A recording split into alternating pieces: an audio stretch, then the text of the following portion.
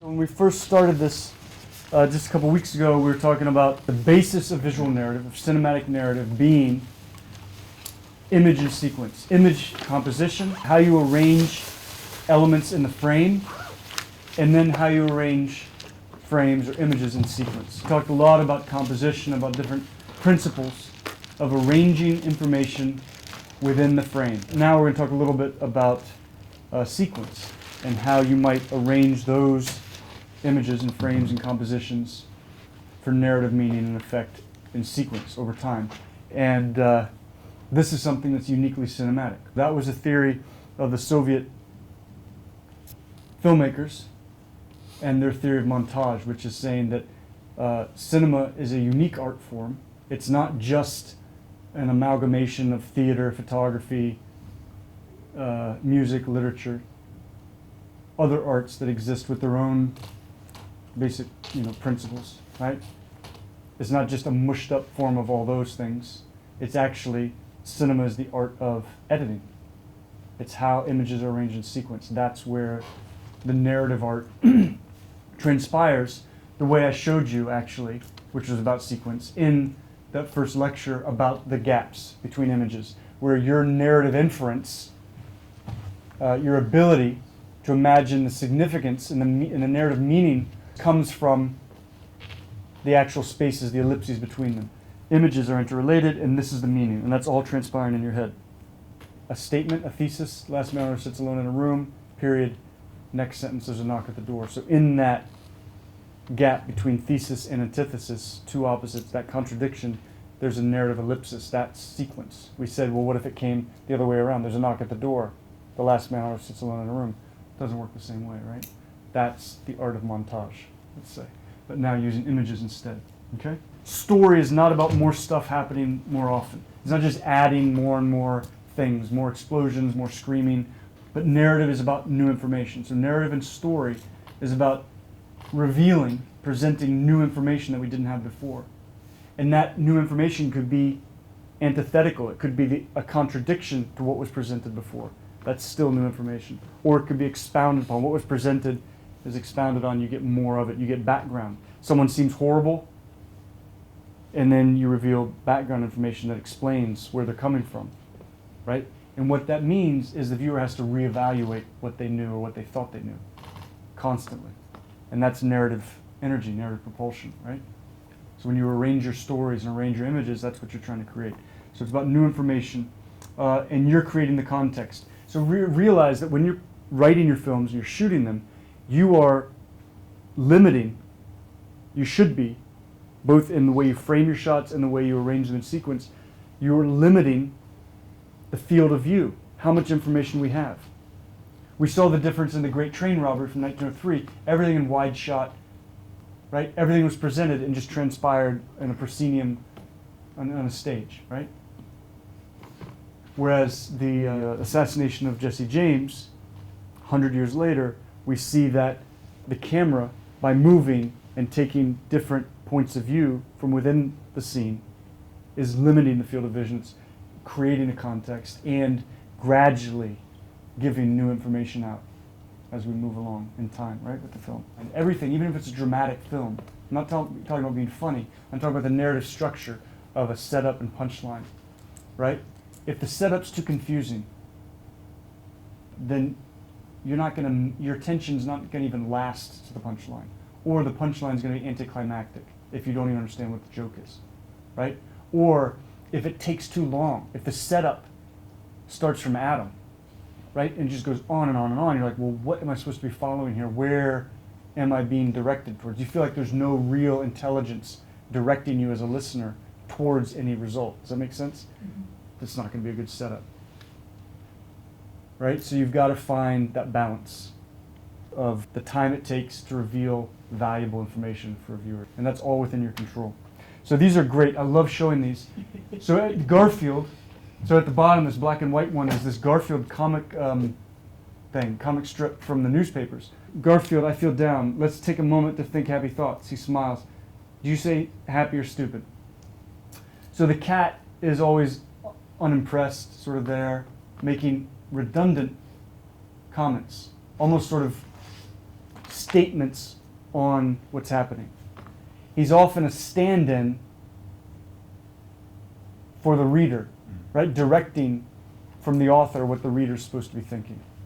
Like he's saying, he looks stupid. So that's why it's redundant.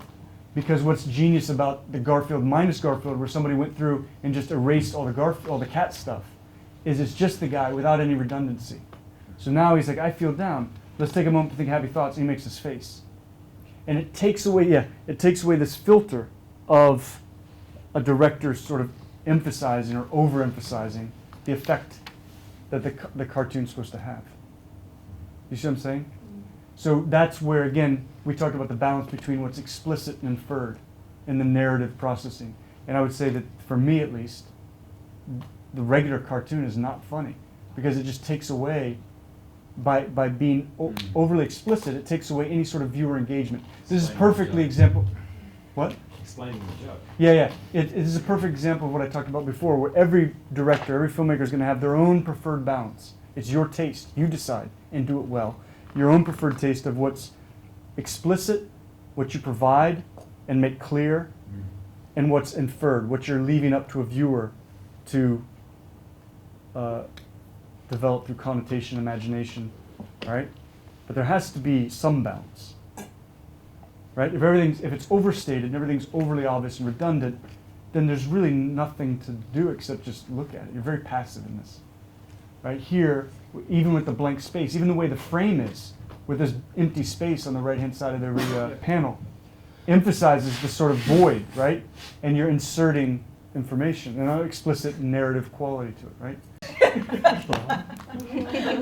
So what's the story? Tell me the story, just straight out. His eyes are really hot. His eyes are what? Hot. His eyes are hot. It's nonsensical, it's absurd. But then your mind, what that laughter of recognition often is somehow your mind enjoys, on a biological level, making sense of things. And it comes up automatically with stories. You then have to tell it to yourself. You have to articulate it verbally to me, because I asked you to, or yourself if you care to analyze it, what that story would be. Because that's how you're going to learn to write better stories, you know what I mean, or film better films.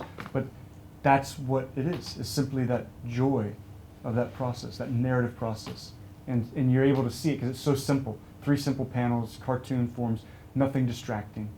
And yet, besides it being weird and unexpected, subversive or different, it's you also are trying to make a story out of it. Does that make sense?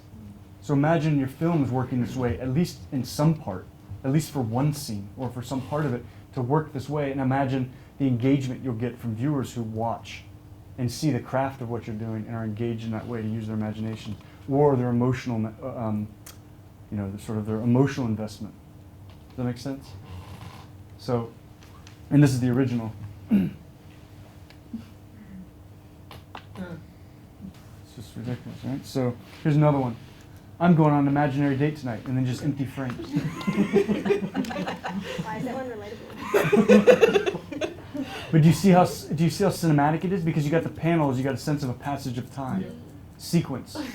It works because of sequence. Imagine if this was flipped, where it's 2 empty panels, and he walks in and just says that. Wouldn't be quite the same.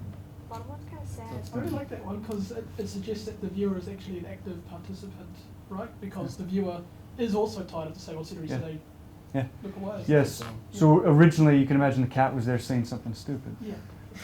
Or obvious or unnecessary. I can't see through the window. Yeah, whatever. Like, I have to look at you. So sequence, ordering of images, inferring the passage of time, right? And it accrues meaning. That's why holding a shot can be important, because the longer you hold it, every shot, every angle implies a significance that what we're being shown on the screen has some sort of importance. And the longer it goes on, if the viewer remains engaged, then the more we're trying to find meaning in what's being shown, even if it's hard. The longer we observe something, the more significant it becomes in a viewer's imagination, because we're building expectation of what happens next and reflecting on the previous image. So even those blank images, we're still maintaining both the past and the future, anticipation and sort of retrospective reevaluation.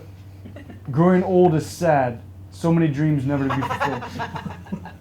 Delayed reveals, anticipation, comedic timing, cameras, viewer, unspoken dialogue, and off-screen space. These are all tools you have as you're filming. That last one's a tragedy. Yeah. You have to laugh. But what makes it funny is that it is a comic strip.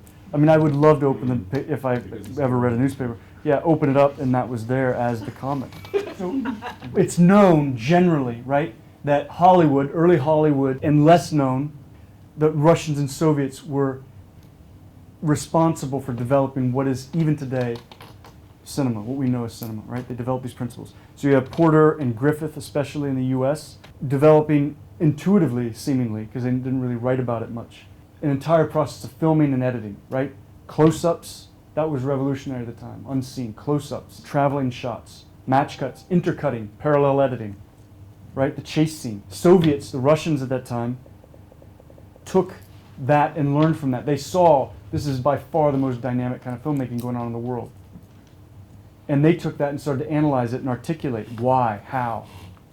And they then took it to a whole nother level. You should really see Strike or The Heir of Genghis Khan by Podolfkin or Mother. You got Stanislavski, who developed practical theories on naturalism in acting and performance. So instead of theatrical performance in film, like we saw with The Great Train Robbery from 1903, we start to get naturalism, which is what you all love now and assume as being normal, status quo, right? Which was so revolutionary in America when you saw Brando doing it on stage and in film. Okay?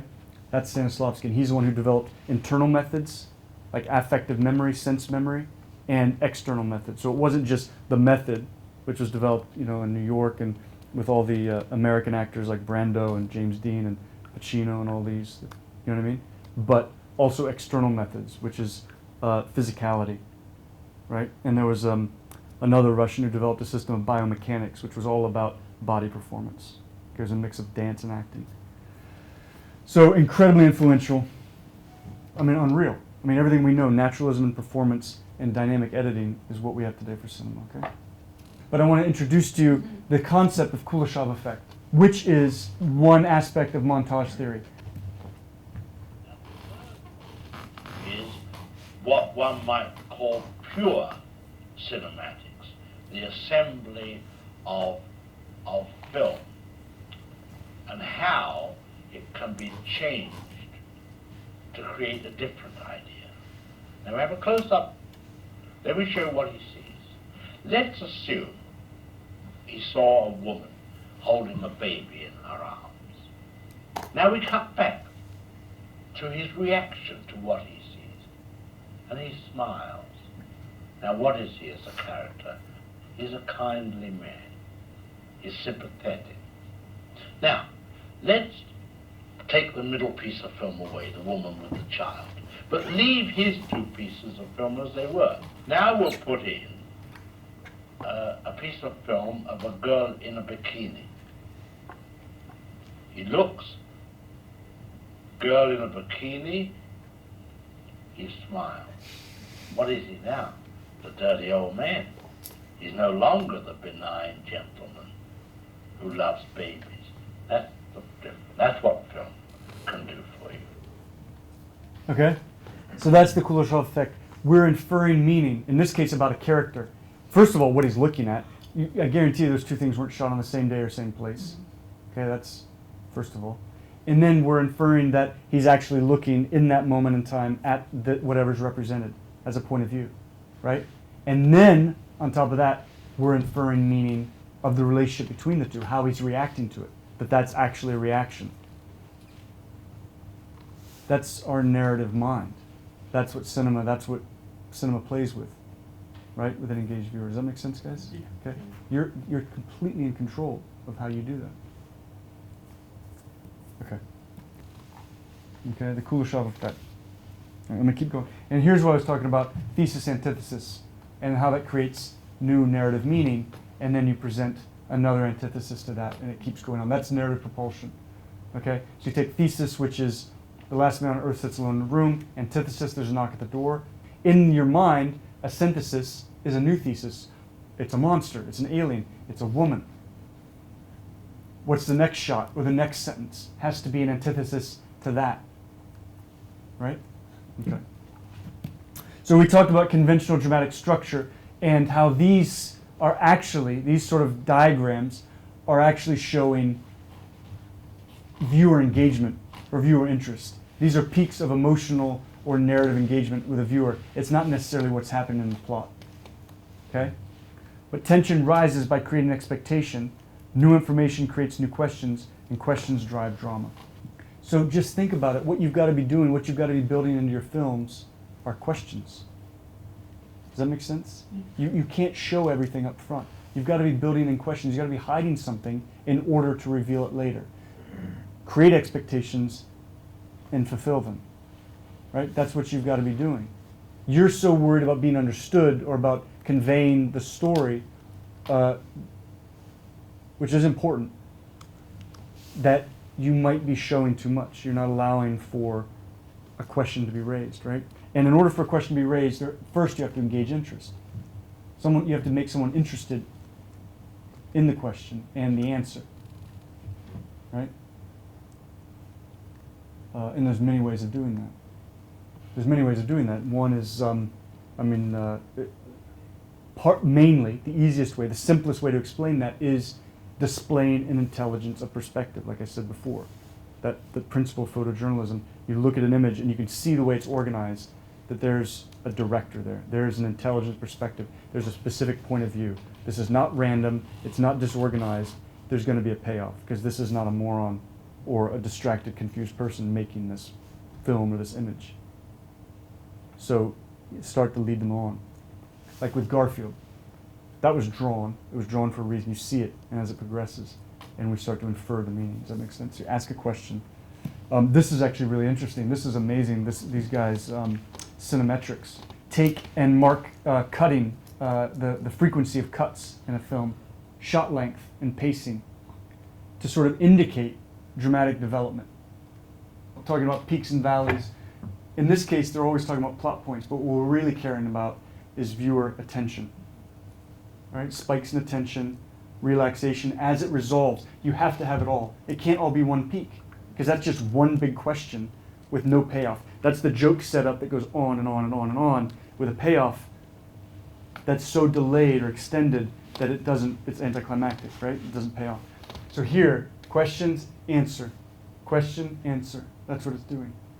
And it doesn't have to be plot-based, all of it, right? It can be emotional, it can be aesthetic. So these are charts, early Soviet charts, I think that's Vertov as well, of trying to draw sort of the best form of dramatic structure. Even though Vertov was working in nonfiction, in experimental cinema. He's probably, and a lot of things he was talking about was non-characterological, experiential cinema, essentially VR, which was becoming VR back in the 20s. That's where his mind was. You allow for questions to arise, right? Sequence and consequence. So at the end of every scene, it should be and then or as a result. As a result of this, the next thing happens, or and then this happens. And look, this is what I've been saying before. The way I interpret that is and then is a reveal. As a result is a change. So I've always said cinematic narrative is based on changing and revealing. Just changes or reveals in every shot or every scene. Something changes. It could be the actor's shift, right? The beats and then the shift. It could be a change of that. It could be an action they take. It could be a reveal. The way the reveal in the mirror of the kid sitting in the hammock watching the whole scene take place. That there's this third point of view. Okay? That's a reveal. Nothing changed. They didn't do anything. They didn't affect anything except our perception of what just happened. That's a reveal. So in that mirror scene, so the shift is like in our perception of it, but the characters don't, like, they know, like the mum knows that they're there. yeah. The doctor's shift would be like obviously when he sees them, but he sees them far before. No. we do, This has right? nothing to do with the characters in the scene. Okay. What I'm saying is that I'm giving an example of a reveal. Yeah. A narrative reveal is the scene in the mirror. There's a dialogue between a man and a woman at the fence. Camera's moving around them, into strange points of view or strange angles that don't represent either of those two people, Yeah. only at the end revealing that there are kids in the woods watching this take place. Mm. So nothing happened that changed the action. Yeah. No one actually did anything outside of the two people talking, Mm. but narrative information, new narrative information was revealed just through a shot, through an angle. Mm. That's what I mean. And that's, and then. In that same scene, as a result or a change, would be the dialogue between them. Mm. That this man comes up to this lonely woman, tries to engage, and despite her reticence, by the end of the scene, they do make a connection. Mm. So that would be the That change. would be the character, right? That's actually, we saw them affect each other on screen. That's a change. So those are the two narrative elements, right?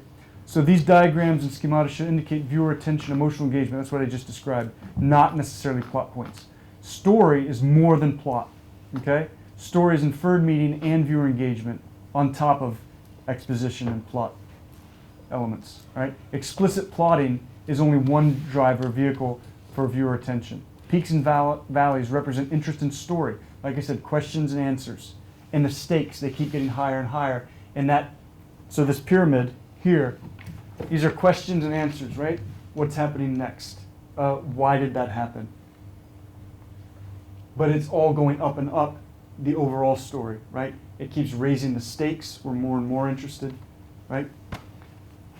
Okay. So these are just things to think about. Theme, change and reveal. What happens? What do you make happen? Okay, characters and goals, conflicts and obstacles, stakes. Does anybody really care? Does anybody care? Is this a relatable story in any way? And it doesn't have to be an external quality that makes it relatable. You know what I mean? You don't have to up the stakes as far as asteroids and giant robots, or mother's gonna die or something. It can be something quite minute, which isn't necessarily in and of itself that important. Taking revenge on a giant animal, like Moby Dick, if you've ever heard of that. Yeah. So it's not, do you know what I mean? I'm not. You might not know about it. I don't know. So, but it's the degree. The reason it works is beyond symbolism and theme. One of the reasons it works is because of the character's projection onto the animal or object or whatever it is. They care about it so much, and the things they're willing to do to get it or deal with it.